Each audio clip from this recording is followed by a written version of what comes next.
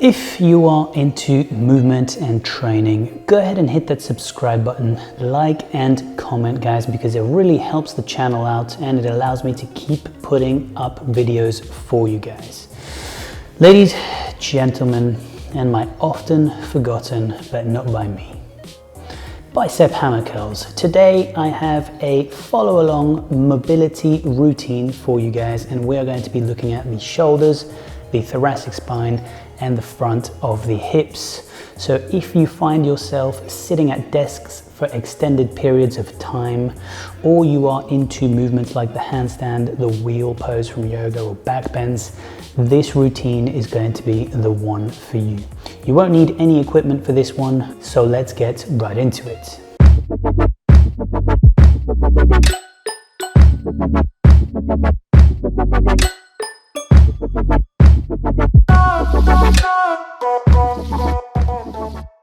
Okay team, the first thing we are going to be looking at today are shoulder circles. So let's take the right arm and you are going to draw big overhead circles with the right arm. You can twist your body a little bit as the arm goes back. We're going to do 10 of these on each arm. So you're essentially drawing back strokes with your arm, turning your body a little bit as this is happening. 5, 6, try and reach back as far as possible, retract the shoulder blades at the back, and I think that was 10. We are going to do another 10 going in the other direction, and 1, 2, again, reach back as far as you can, try and twist your spine, your thoracic spine a little bit as you are doing your circles. I've completely and utterly lost count of how many I've done, so I'll do one more. And time. Moving on now, other arm, same thing, back stroke to start with, opening up all of the muscles here in the chest by reaching back and also turning your thoracic spine ever so slightly here to get a bit of T-spine rotation. And final one, and other way. 1, 2, there is no better way to wake up and lubricate the joints. It is by doing rotations. This simulates the synovial fluid that sits in your joints and essentially acts as a lubricant, and getting that stuff moving in there is super important so that you don't stiffen up, tighten up, and feel rubbish. Okay, moving on, we are going to open our arms out to the side like so. We're going to have a turn out of the hands, so external rotation here. And what we're going to do is we are going to internally rotate our arms, our humerus, inside of the shoulder socket. And as we do this, we are going to push our chest in.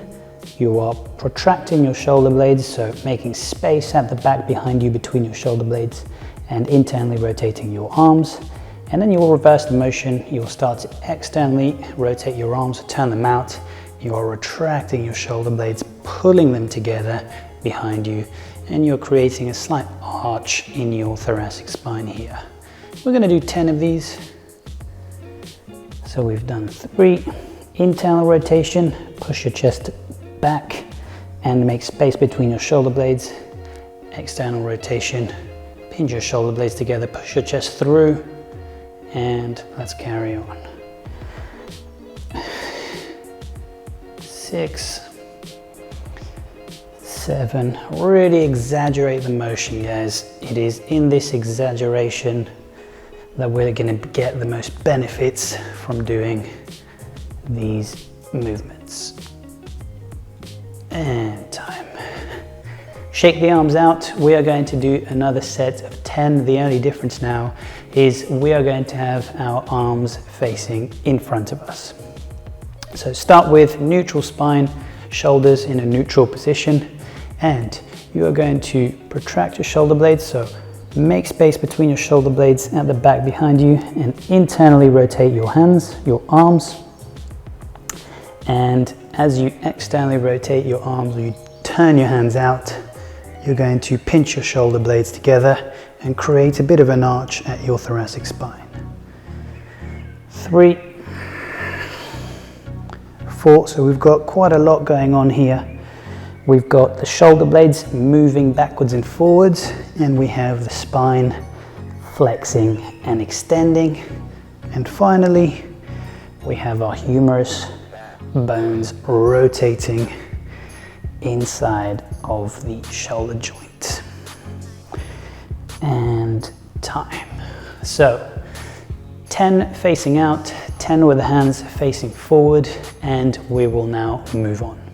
Okay team, we are going to move on, so shake the arms out. If you need to change your position and you're getting uncomfortable on the knees here, you can change position, you can do this standing up, you can do this anywhere really. The main focus is on the shoulders. The next pattern we're going to go through is scapular elevation and scapular depression, so moving the shoulders up and down, and we're going to do this with our arms overhead. I will demonstrate this from the side so you can have a quick look. I want you to think of keeping your spine relatively neutral, so don't extend and flare your ribs out and extend your spine. Keep the spine neutral and simply raise your arms as high up overhead as you can. If you get stuck around here, it's not a problem. In fact, it's quite normal in this day and age to have to lack in overhead arm extension. So if you get stuck around here and then in order to go up you feel the need to do this, please resist and don't do it. It's better for you to fight for this overhead extension here than it is for you to compensate at the spine. So you're going to stay here if this is where you get stuck. If you can go a little bit higher, then you will go a little bit higher. Okay, so once you've found your overhead extension, your shoulders should be in a neutral position, and we're going to do 10 scapular elevations and depressions. So going up, 1 and down, 2, 3, 4, moving the shoulder blades up and down. I've lost count, I think I've got 2 more. 1 and 2, and rest. Shake the arms out and we will move on. Okay team, next up we are going to be working on the thoracic spine, and we're also going to continue using our shoulders and mobilizing them. So here's how we're going to do it. First of all, you are going to rotate your upper body, mostly your T-spine. It doesn't have to be too much, don't stress yourself too much, just a slight rotation will do, so on a diagonal. From here, you are then going to drop one shoulder and lift the other, so you're essentially creating a side bend, and then you will rotate your T-spine again to the other side, and then you will create the side bend on the other side. You'll continue to repeat this. Rotate the T-spine, side bend. Rotate, side bend, and as you can see, you start to develop a bit of a rotation pattern with this T-spine and with the shoulders. You want to be doing roughly 10, and then you will switch direction. So turn, rotate, and just repeat on the other side. This should be mobilizing your whole thoracic spine as well as your shoulders. If you struggle to get the coordination for this particular pattern, take your time with it, segment it. So spine rotation, side bend, spine rotation, side bend, spine rotation, side bend, and so on and so forth until you get the hang of it. So 10 on each side, and we are now going to move on. The final T-spine exercise I have in store for you is going to be a simple T-spine twist, and we're going to get the arms involved. Here's how we're going to do it. You're going to take one arm and you're going to start turning your thoracic spine as well as reaching as far back as you can with that straight arm. Other arm is across your chest here. You're also using the shoulder here, making space at the back to reach this arm as far over as possible.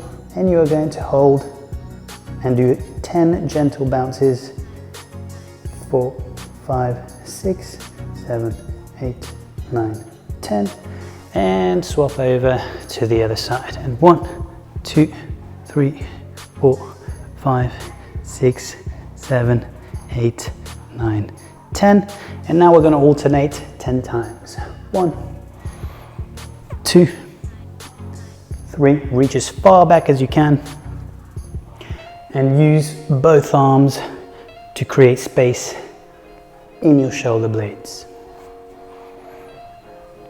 Once again, I've completely lost count. I'll do 2 more. 1, 2, and time. From here, you will shake it out. We're going to move on to mobilizing the hips. So let's get into a crouching position. You should be on the balls of your feet here, balancing, heels off the floor. And what we're going to do is we are going to draw the knees forward, hands can go behind you, and you are going to feel a stretch at the top front of the quads and potentially also in the hip flexors. And you are going to reach for the floor with one knee. Try your best not to extend your lumbar. Try to keep a posterior tilt and reach using your knee and your quads. So 1. If you can't make it to the floor exactly, that's also not a problem. You can hover about close to the top of the floor without touching it. And 2, 2, final 1 on each knee, 3, and 3 on the left. This is also going to be working your toes and your ankle dorsiflexion. Once you have finished here, you are going to shake your legs. Lift and open. Small jump, swap legs. Shake the leg out, lift the top leg and open the hip. And come back. We're going to repeat this once again, making sure to keep your femur tracking right over the foot. Try not to have your feet too wide. You don't want your femur to start going inside of your feet. So hands behind you, make sure your pelvis is in posterior tilt, you are not extending the lumbar, and roll forwards. 1, 1, 3 on each side, 2, 2, final 1, 3, 3, and walk your hands back, hands on the floor. Lift the leg, shake it out, open, reach back with that foot, use your glutes to reach for that foot, small jump, swap legs, shake the leg, open, reach back, and come back. Okay team, the final exercise I have in store for you is going to be the half bridge. Here's how we're going to do this one. You're going to set yourself up by sitting down on your mat. Your feet are going to be a tiny bit wider than hip width apart. And make sure your hands are turned out as much as possible. From here, you are going to pick an arm to base with.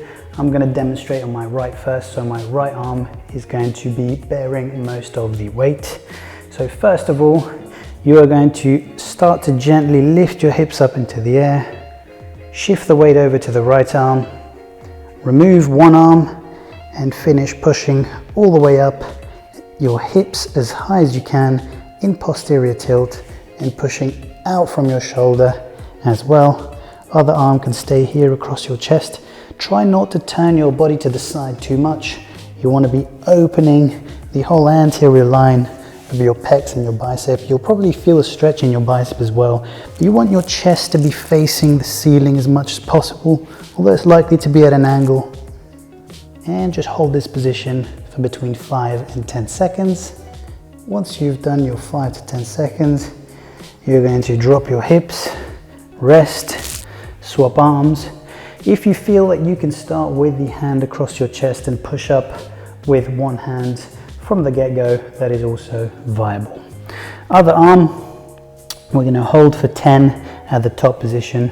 Remember to turn your arm out as much as possible and place it down on the floor behind you. And here we go. Up and push your hips up and try and have your chest open and facing the ceiling or the sky, depending on where you are.